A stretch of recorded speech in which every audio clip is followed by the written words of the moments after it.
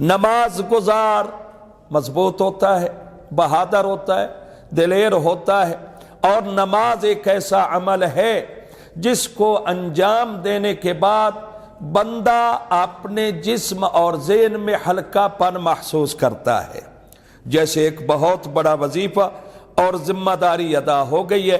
اور ویسے بھی الا بذکر اللہ تطمئن القلوب، یاد رکھو کہ اللہ کے ذکر سے ہی دل مطمئن ہوتے ہیں۔ اور پہلے بھی کئی واقعات میں عرض کر چکا ہوں، تو نماز بڑی چیز ہے۔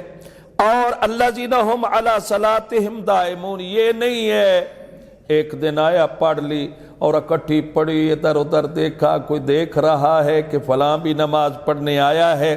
اور ایک بندہ میرے پاس آیا، مجھے کہنے لگا، مومن تھا، یہی جامعہ میں ملا، کہ قبلہ میں ہر روز نماز کے لیے نہیں آ سکتا، تو آج میں نے کوشش کی ہے کہ اگلے ہفتے کی نماز بھی ادا کر دوں۔ میں نے کہا کمال ہے، آپ اللہ کو پہلے ہی نمازیں پہنچا رہے ہیں۔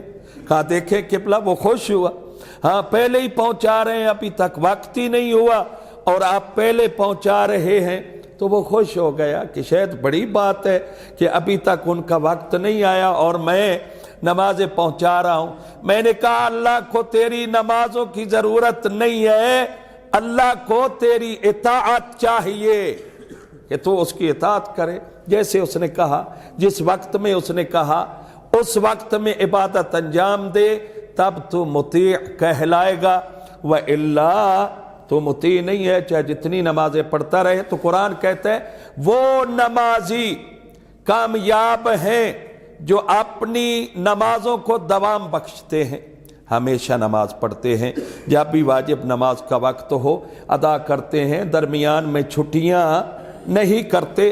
اور اسی آیت جو پہلی میں نے عرض کی ہے اس میں کیا ہے، وَاسْتَعِينُوا بِالصَّبْرِ وَالصَّلَاةِ، صبر انشاءاللہ بیان کریں گے۔ بعض مفسرین نے اس سے مراد روزہ لیا ہے اور بعض نے اس سے مراد صبر ہی لیا ہے۔ اور پھر خالق فرماتے ہیں مدد طلب کرو، کس سے؟ نماز سے اور روزے سے۔ وَإِنَّهَا، اور یہ نماز بڑی گراں لگتی ہے، بڑی بھاری لگتی ہے، لَكَبِيرَةٌ، بے شک بہت گراں ہے، إِلَّا عَلَى الْخَاشِعِينَ، مگر ان کے لیے یہ گراں نہیں ہے بلکہ وہ شوق عبادت رکھتے ہیں، جو خضوع و خشوع کرتے ہیں، ان کو نماز بڑی پیاری لگتی ہے، نماز اچھی لگتی ہے، نماز سے محبت کرتے ہیں، نماز کے وقت کی انتظار کرتے ہیں۔ لہٰذا میرے بھائیو دوستو، گھبرانا نہیں ہے۔